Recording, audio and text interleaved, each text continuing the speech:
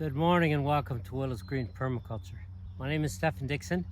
It's June 3rd today, and today I'd like to talk to you about potatoes, what we do with the ones coming back, and do we plant other ones, and everything else that's going on in the garden at the end of May and the beginning of June.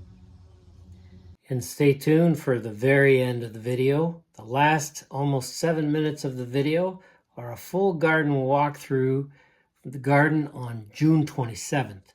So close to a month after most of this video was recorded. And no music, no talk, just what the garden looks like, along with bird song and all the rest. So if this is something you're interested in, then let's get started.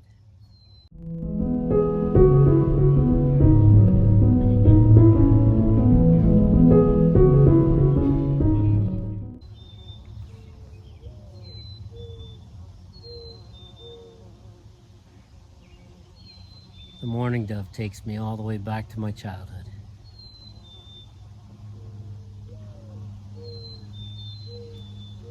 Hours of exploring the outdoors. So much free time. We're all kids in adult bodies in the end.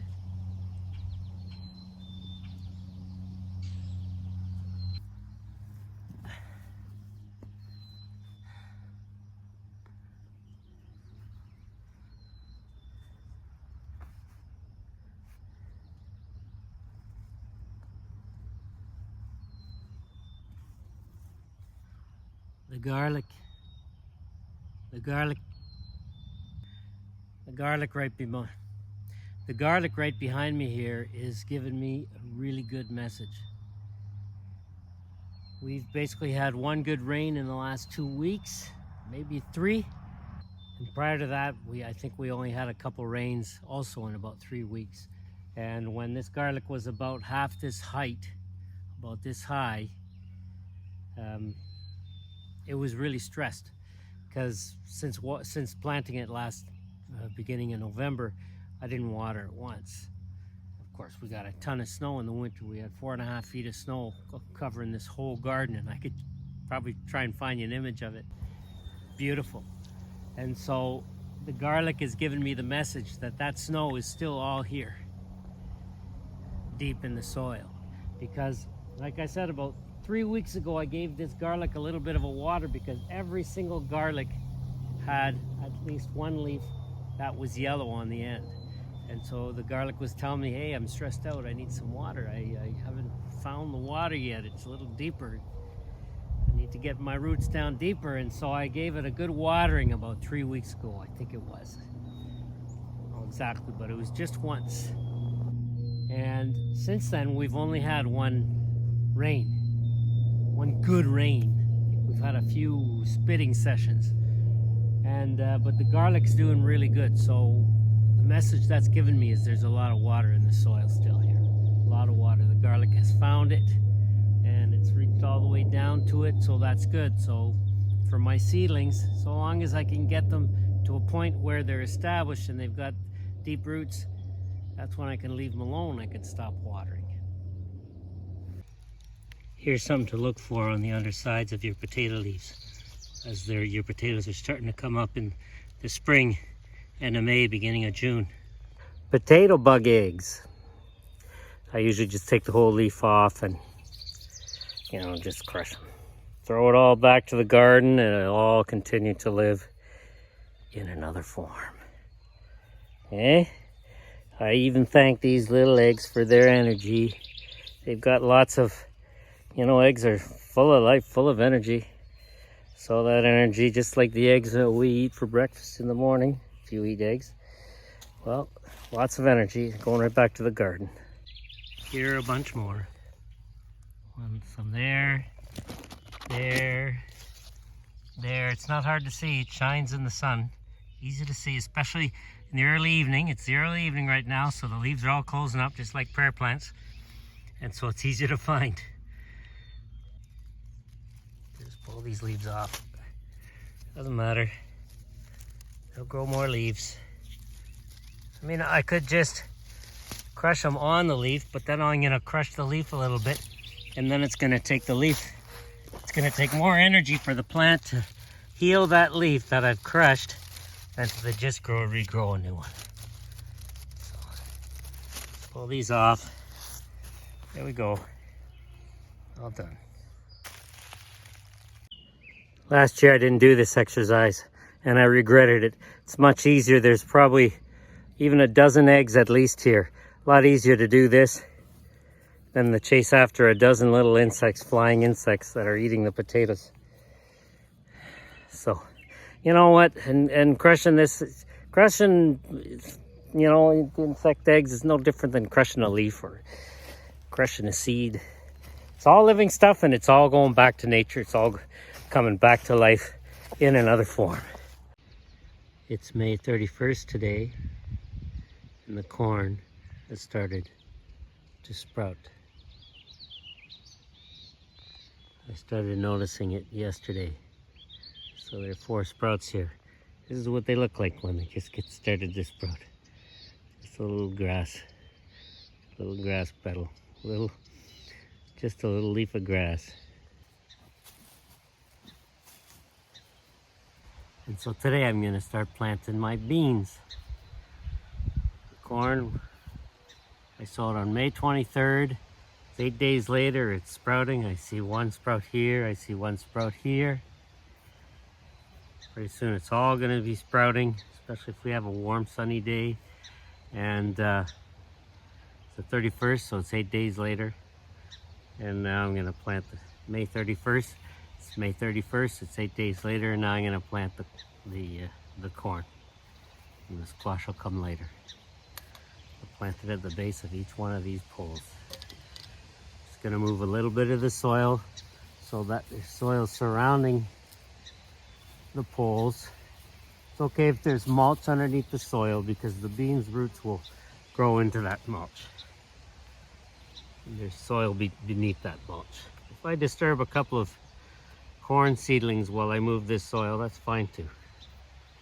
It's also fine that the level here is lower than where the corn is. That's how I'd prefer it to be. Still seeing some potato sprouts in here. And also some, oops.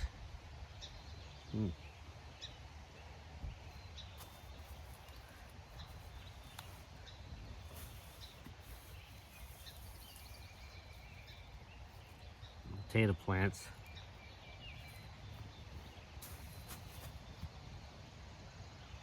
Move that over here, away from where you're going to be sowing everything.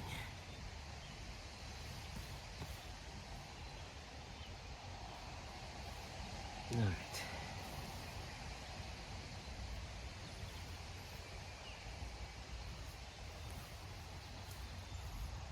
So it's very simple. I'm going to put about 6 seeds at the base of each one of these holes. These seeds are 2 years old. Good seed. Might not all sprout, so I'll probably put about 7 at the base of each pole and we'll see what sprouts. Now there's a variety.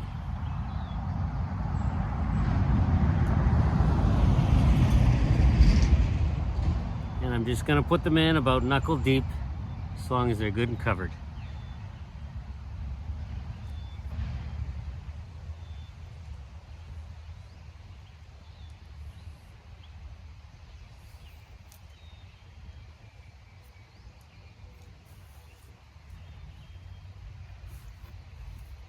That's it, all done.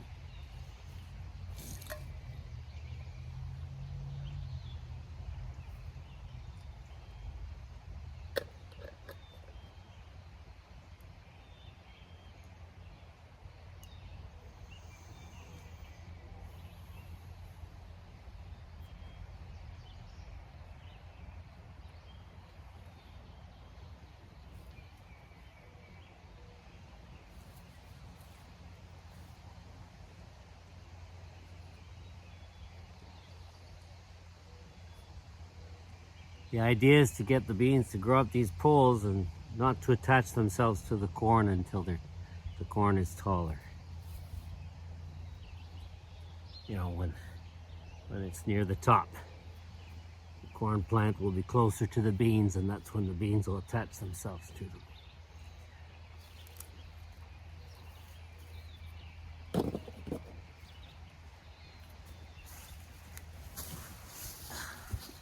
Some potato plants here.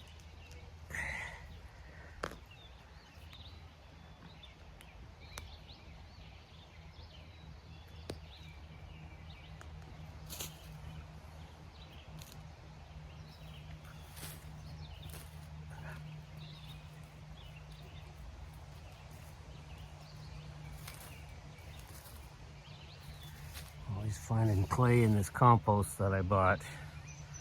That's not good. Shouldn't be clay in there.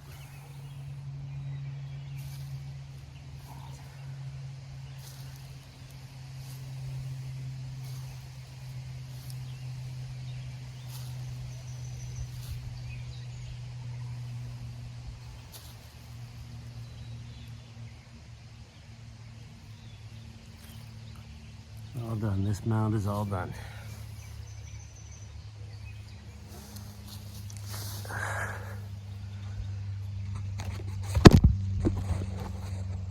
Still pulling them out. I'll plant this somewhere else. All done planting the beans. There are 7 mounds with three poles around each, and the 8th mound has 4 poles. So that's a total of 25 poles. I've sowed 7 seeds. If at least 5 grow, that's going to make 125 bean plants in this area. Very nice. Good start for the day. It's May 31st today, and this time of year, about once a week, Maggie goes out and she does herb harvests. Here's some thyme, for example, so that we can dry them and have them long term and eat them fresh. Here's some peppermint. And in some cases it's because they're not letting maybe other plants grow, so their abundance, we bring them inside. This is some traditional native sage, white sage.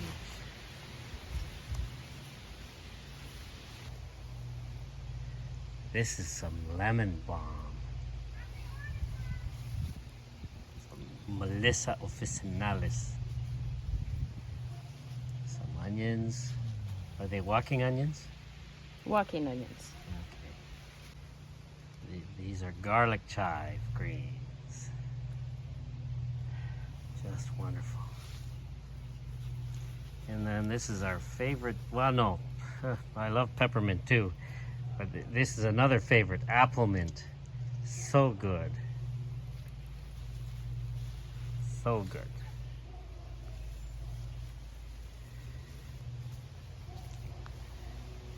Thank you, Magali. Oh, did I forget something? Oh, yes, oregano. And that one, I had planted kale amongst the oregano, and it was, of course, the kale was tiny, and so the oregano got big real fast.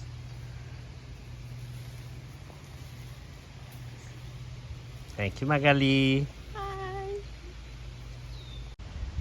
It's probably very hard to see, but in that little dead tree up there, you can maybe see a little black dot on the top, one of the top right branches.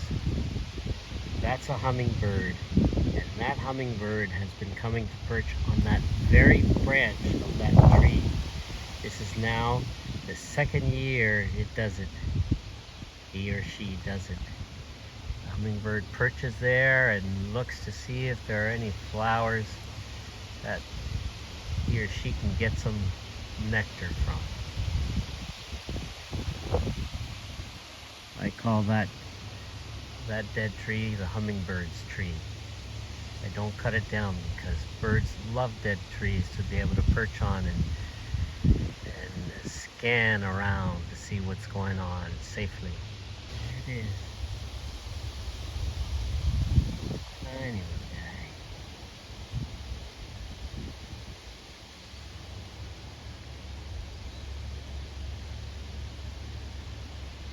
now the cloud is making a silhouette of them.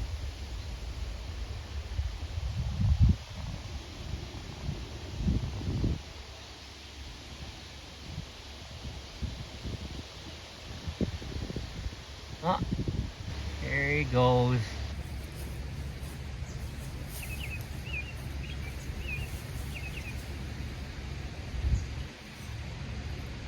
Here I'm in the pumpkin patch, also planting the corn, the beans. Corn's already planted and coming up.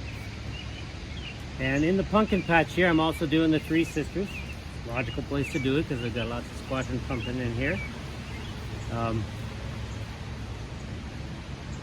Now, I've set up the Three Sisters. I've got a dozen squash and pumpkin mounds. But I've set up the teepees in only 9 of the 12. But I've planted corn in all 12 mounds. Plus I've planted corn in a couple other places where I'm not putting these teepees, and I'm not going to plant beans either. Of course the pumpkins will be, and squash will be spreading all over the place. And why did I do that? Because I want some corn to be what you might call unprotected, so that if we do get raccoons and deer, they go after those, they'll be easier for them to eat, and they'll leave all the others alone on the 9 mounds where I've got these teepees. Because we should have at least 5 or 6 corn plants under each of these teepees. So, 5 or 6 times 9, that's 45 to 54 plants, plus the ones in the core of the garden, in the heart of the garden, plus the ones all the way out the back. So that ought to be plenty of plants for us. We'll see. I'm going to carry on planting them.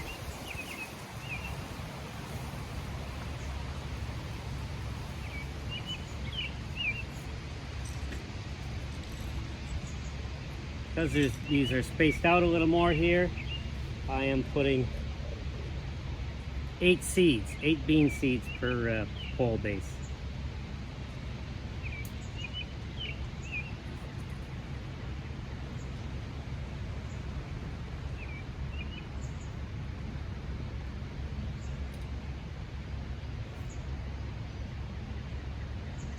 Pumpkin patch is also going to be surrounded on the outside by sorghum.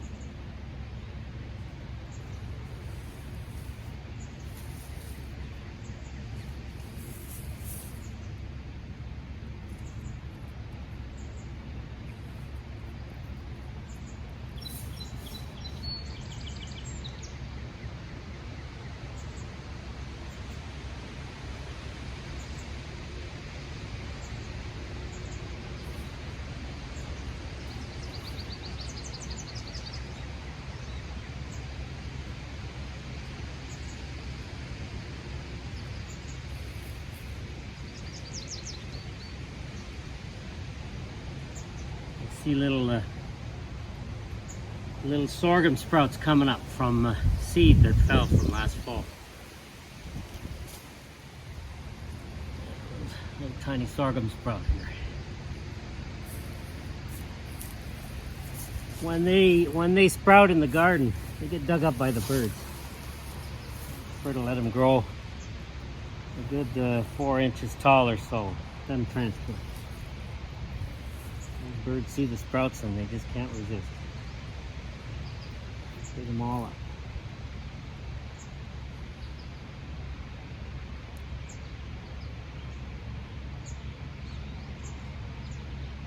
That's okay. Got other ways of doing it.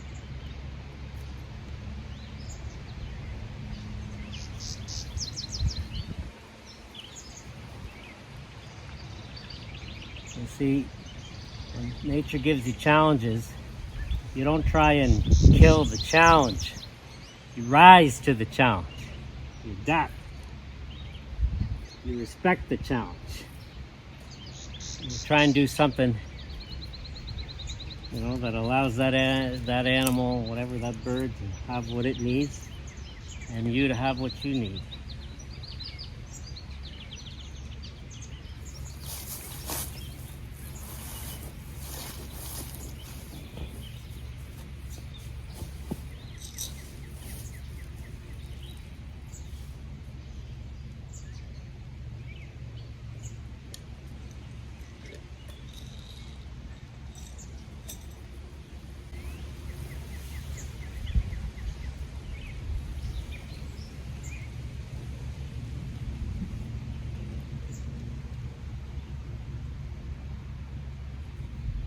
been cool, so we're not even close to when I should be sowing the squash. Squash I might not sow for another at least 10 days, probably June 10th or something.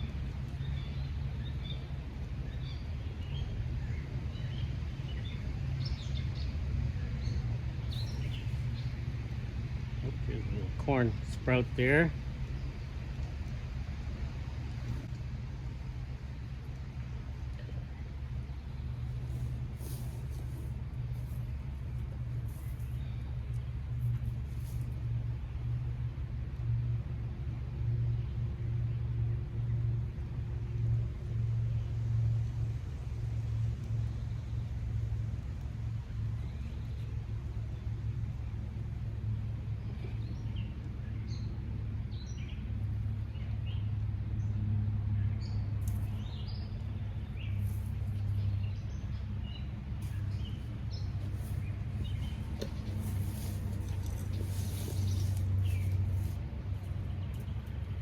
Just put up these teepees. I don't think I've said this in a video. When I put up these teepees, you see how they're at an angle like this? Well, when I use a stake, I showed you that in a previous video, and I kind of put the stake in an angle into the ground to pre-make the hole so that it's easier to push these bigger wooden stakes into the hole. But I don't make the angle so strong. I make it sort of almost more vertical so that when these are in the ground, I have to pull them in to tie them up. And so that way, the tension of these stakes is going to go outward rather than lean inward. Because if that rope obviously wears and stuff, they could end up just going like this and falling down under the weight of the beans, because the beans get really heavy. The plants get really big, and because they're such healthy plants, full of energy, transform so much of the sun's energy, get really, really heavy. And so, but if the tension of these three poles is going outward, then they're going to hold much stronger. And you know what's interesting? A little story I have for you. I got this idea from an old theater trick that I either learned in my high school drama classes or in university, where one of the things I studied was the theater. I studied acting and directing, and didn't end up going that way as a career, but I studied it for 5 years. And one theater trick is, anytime you see fights or battles, sword fights, whatever you want to call it, in the theater, in the movies, and so on, of course, it's all full of tricks. It's all to trick the eye so that they make it, tricking you into believing that what's going on is real. Well, one of those things is choking. And so just think of what I just told you about the poles, the tension going outward. Well, when you got two actors that are trying to pretend that one is choking the other, well, what happens is the quote-unquote aggressor will put his hands on the quote-unquote victim's neck, but the hands are just going to stay limp like that, okay? And then the victim will grab the aggressor's wrists like this, okay? And what's going to happen is this. So the aggressor's got his hands on the victim's neck. His hands are all limp, no energy going into them. But what he's going to do is, with his arms, he's going to pull outward on the tension of the victim's hands that are holding on to him. And the victim is going to take the wrists of the aggressor and push the wrists in towards his own neck. And so what you're going to, and so that tension between the aggressor and the victim's arms like that is going to show, except that the tension is going outward. The aggressor is pulling outward, not in towards the neck. It's the victim that's pulling the aggressor's arms in towards the neck. So the victim will feel how much pressure is going on his neck, and we'll stop pushing in if it's too much, obviously. And once again, the aggressor's his hands are limp. So all you really see is that conflict of force happening, and then of course in their faces are going and all the rest of it, and so it makes it look like one is choking the other. But really the tension is going outwards instead of in towards the neck. Doing the same thing with my teepees. So if you saw me, like right now, I just put up these teepees, and there's a big space right here made by the fact that I pulled this in like this. And so now I have to push the earth back up against the stakes, plant the beans into it. And that's how I know I planted that spot.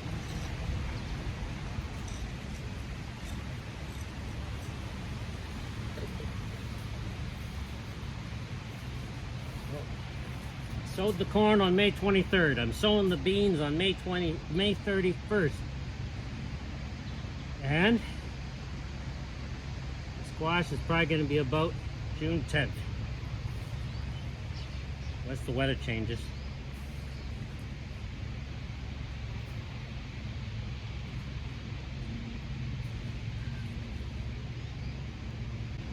I don't want it to be too late for the corn's already really big in the beans, and then they'll shade everything out and the squash won't even grow very fast. That shouldn't happen between now and the 10th.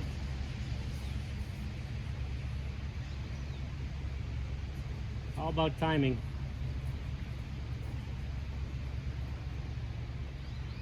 Speaking of timing, oh, my loofahs are getting stressed in the greenhouse. They want out. They want into the garden. It's still too cold.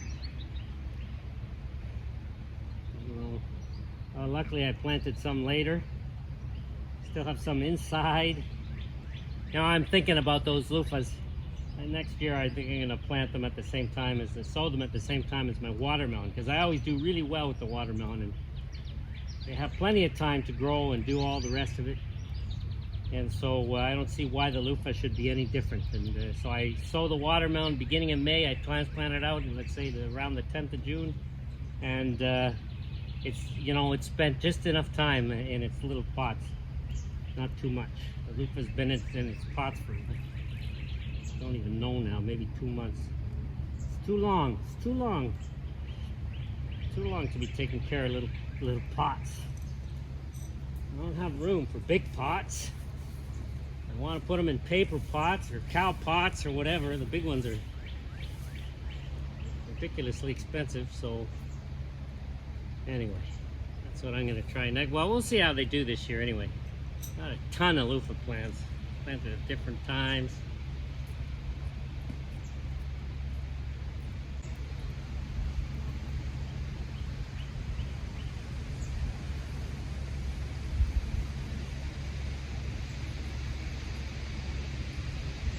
I'll put a couple extra seeds in here. Sometimes I put up to 10. Mostly it's 8 though. See any corn in here yet? This hill.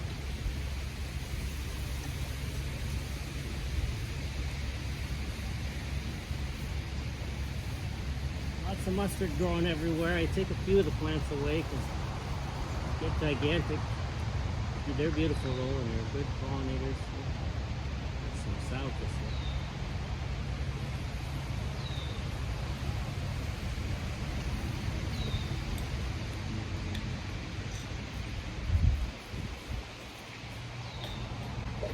We haven't had a whole lot of rain this spring. Don't see any rain in the forecast in the next 2 weeks. But you know what? This is interesting. It's been a cool and dry spring. And in a way, thank goodness that we have water we can water with. And I just water by hand. I don't irrigate. But you see, because it's been dry and cool,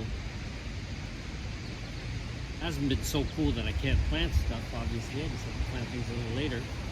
But the advantage it has given is the weeds. The weeds that are sort of the most problematic are the ones that start as seeds on the surface. And it's the heat and the rain, the heat of the sun, obviously, on a warm spring, and the abundance of rain that just makes them go crazy. But we haven't had a whole lot of those new weeds. We just have the perennial weeds, like the creeping Charlie, and of course, well, the mustard always comes up. I don't consider that a weed though. And because I'm watering by hand, well, I'm watering exactly where I'm sowing the seeds or exactly where I'm transplanting the plants. I'm watering the roots. I'm not watering like this. You know, I'm not watering everything, because then I'd be watering the weeds, future weeds, and just watering where I transplanted. And so, you know, the initial weeding that we did when we transplanted was largely enough for a lot of the stuff. There's areas, of course, that we have the south thistle coming back and other stuff that we have to keep weeding around the carrots and onions especially, and around the potatoes. But there are a lot fewer weeds this year. Magalie's been doing most of the weeding. I'm very, very grateful for that. She's been really working hard at it, and I'm just grateful that because it can be overwhelming. I've done it before when there are still lots of weeds in certain areas, and she's keeping on top of them. But if she had to keep on top of all the gardens everywhere, it's next to impossible. We have too many. That's why we want to. Well, that's why I want to do less next year. Magalie's been wanting me to do less for a long time, and well, next year is going to be a little different, and I can't wait to start talking about that. But now's not the time. Got to concentrate on this year. Okay, let's continue. I can't remember if I put a seed in there. Let's put an extra one. 2, 3, 4.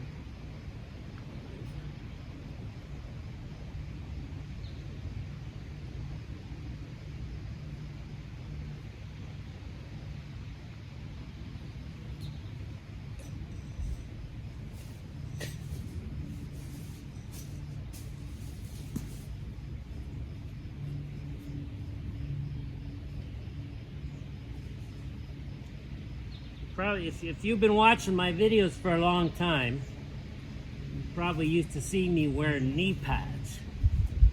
I still have those knee pads, but they're not very convenient because the Velcro gets very dirty and it gets really hard to clean it off. The dirt gets right into it. And even if you stick it through the washer, the dirt doesn't even come out. And so they just keep falling off. They're inconvenient, so they end up being uncomfortable. And the thing is, I've worked on building the soil so much that I'm kneeling in it, and it feels like I'm kneeling on pillows. Really nice if your soil can feel like pillows, especially in the spring. It may not feel like pillows in September, but very nice for the soil to feel like pillows in the spring.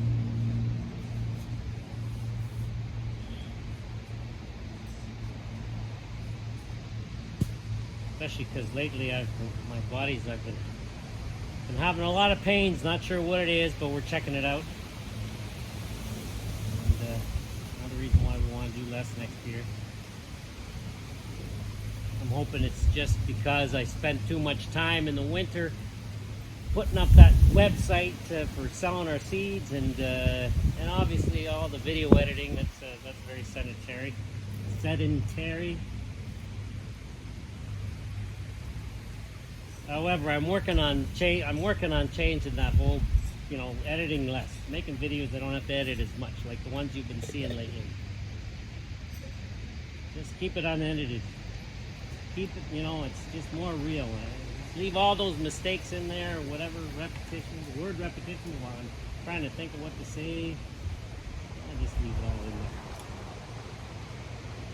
Spend so much time sitting on the computer.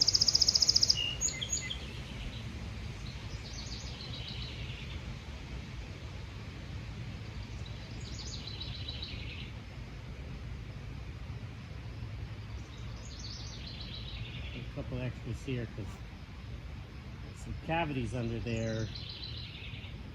Some kind of an animal making its tunnels. Probably a mole. We have lots of those.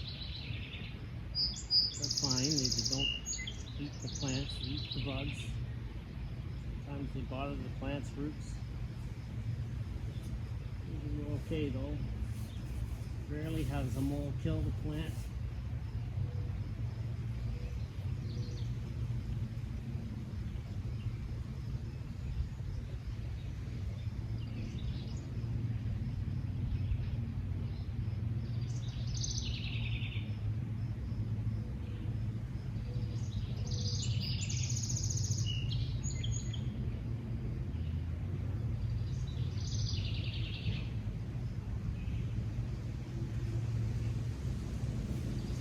you see Three Sisters videos, you probably won't see so many beans being recommended at the base of the poles, but I put a lot. Beans are really good, full protein. And actually, I'm going to be putting up a video pretty soon about making your own tofu with pole beans. You don't need to grow soya beans to make tofu. They can be made with any type of bean or pea, anything in that family.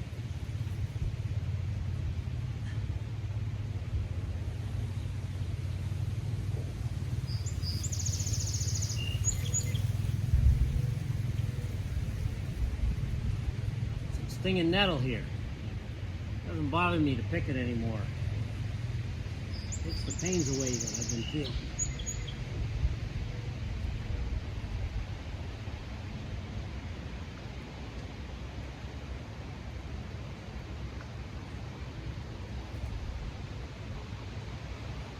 Might be a clue of what they are. But I'll wait for the doctor. See what the blood tests say. Could make theories. A lot of anxiety for nothing. Oh, I'm done. I got these seeds in my hand. You know what? Whenever I have extra seeds left over, I always like to plant them because, you know, in my hands, they're already out of the jars. Let's just put them here. A couple around each pole.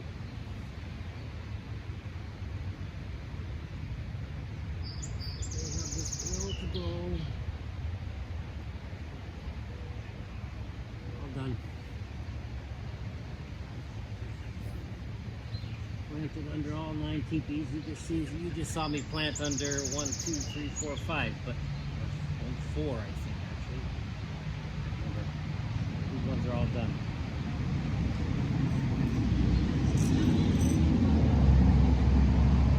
No beans in these because there's no teepees. Not making beans grow up corn without support. 9 poles. Sorry, 9 teepees. It's here, 9 teepees with beans at the base of them. That's 27 poles times 8 plants. Well, maybe 5 will grow, so that's 135 bean vines. That's plenty in here, and then 125 in the sun garden. That's part of the garden. That's lots there. I also plant some beans along the fence in the back, which is what I'm going to be doing soon. Today, too. I was going around watering like this. Started on this hill and oops.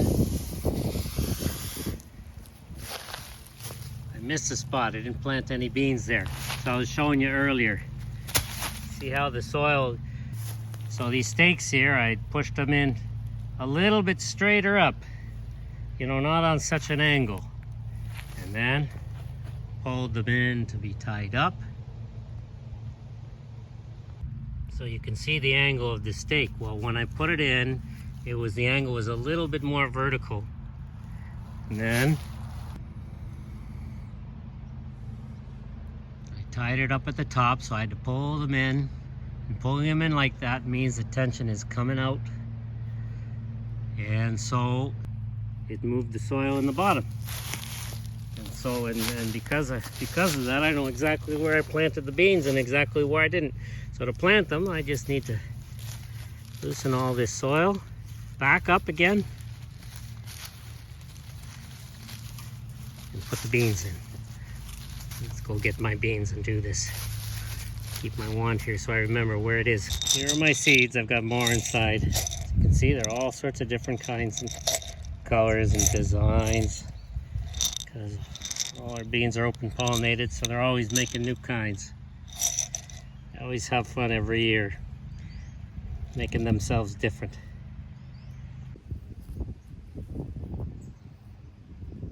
1, 2, 3, 4, 5, 6, 7, 8. Oh, I got another one. That's 9. All done. All done.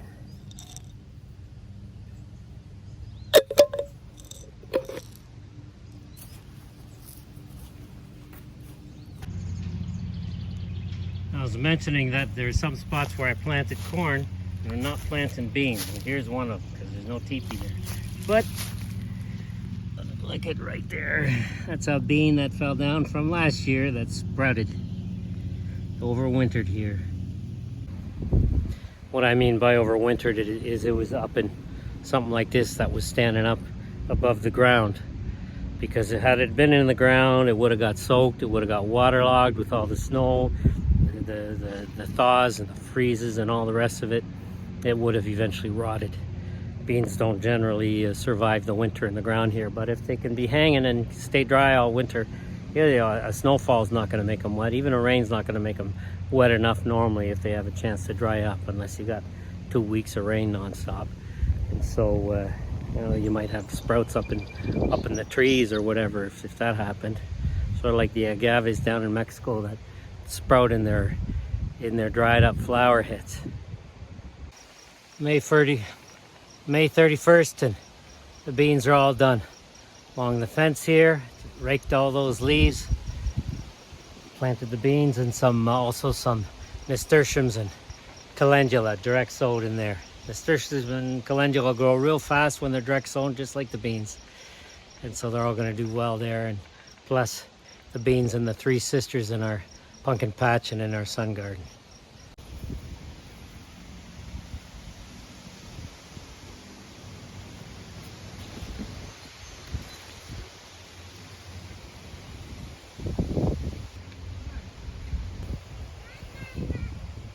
These two gardens here, which are mini chinampa gardens, I'm going to let them do what they want this year. Here's why.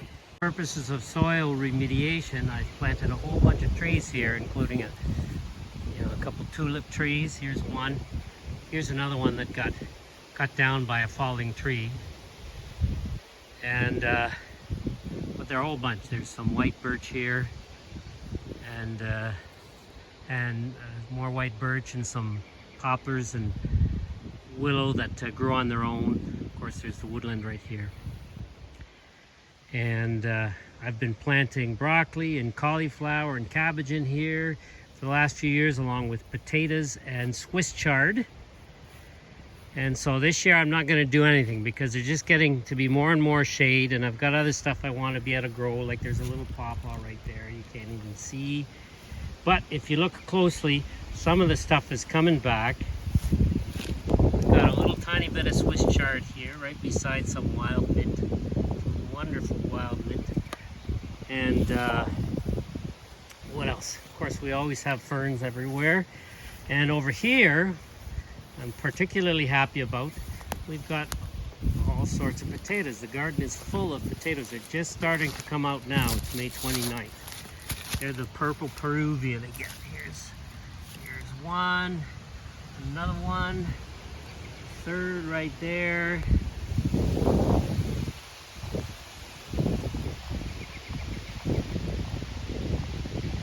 Here's where I mentioned that I had some purple broccoli that was going to go to flower, and here it is going to flower, so that's wonderful. I can't wait to get those seeds. Mustn't forget. There's some more potatoes over there. More. I think I'm up to 6 now, 6 plants. A whole bunch right there. Up to 10, 11. Oops. Yeah, I can't remember what this thing is. This is a beautiful flower. Cut leaf cone flower, I think it is. Really, really pretty. And we got some mustard, of course. Lots of wild mint. Tons of wild mint. More potatoes. This garden is going to be full of potatoes. In a couple days, I'm going to check my main potato patch in the sun garden to see if it has any empty spaces in it. And that's where I'm going to plant the potatoes that I did get. I got some sort of like quote-unquote new potatoes this year at a local seed store. And so I'm going to plant some of those in the holes in that garden, and any extra is going to come in here if there's any extra space in here, and in this garden too. I don't know if I see any potatoes coming back. So whatever wants to grow in these gardens, that's that will contribute to the food forest or to the ecological food forest of the animals, then it's welcome. And we got some catnip, which is good for the ticks. It's good for the cats, it's good for us. It's good against the ticks, I should say, and the mosquitoes. Lots of ferns, they're just beautiful. They're not the ostrich ones, but we have tons of those.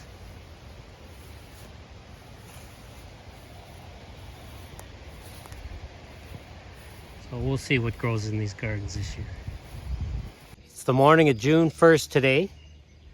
So let's check out our potato patch and see how many of our potatoes came back this spring from the harvest last fall. I harvested my potatoes and I threw about 100 of them back in and covered them up. Let's see how they're doing. Here they are.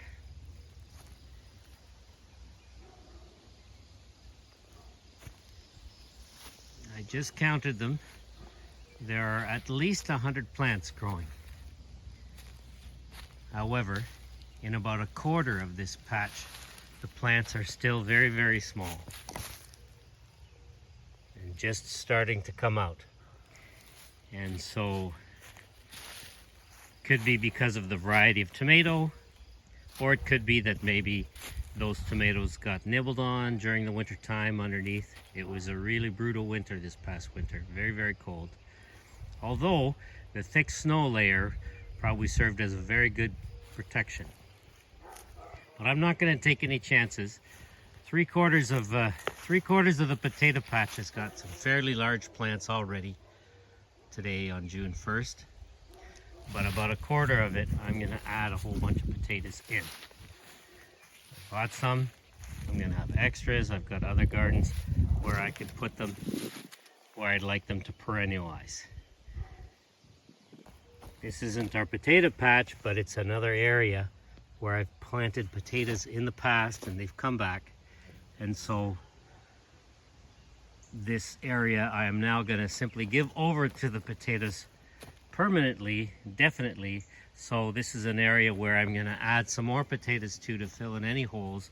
Everywhere where you see all that creeping Charlie, I'm going to pull that out and throw a few newer potatoes in there to join all of these ones. This is a section of the garden where I harden my plants.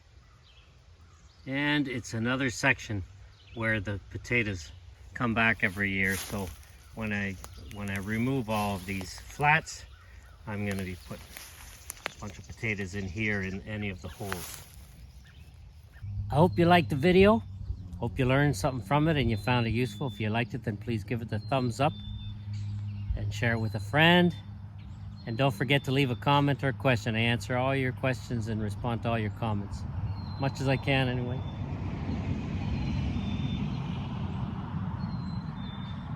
If you're local and you need some plants, we've got a whole bunch of plants on our website, and we actually have more than what we have on our website. I've also put them up on Facebook Marketplace. And but you could also maybe just give me a call and ask me what I've got, or ask me, if you're looking for something, ask me if I've got it. Give me an email, a text message, whatever. And if you need seeds, well, I deliver those. Plants are for pickup. Thank you for being here with me. Thank you very much for watching.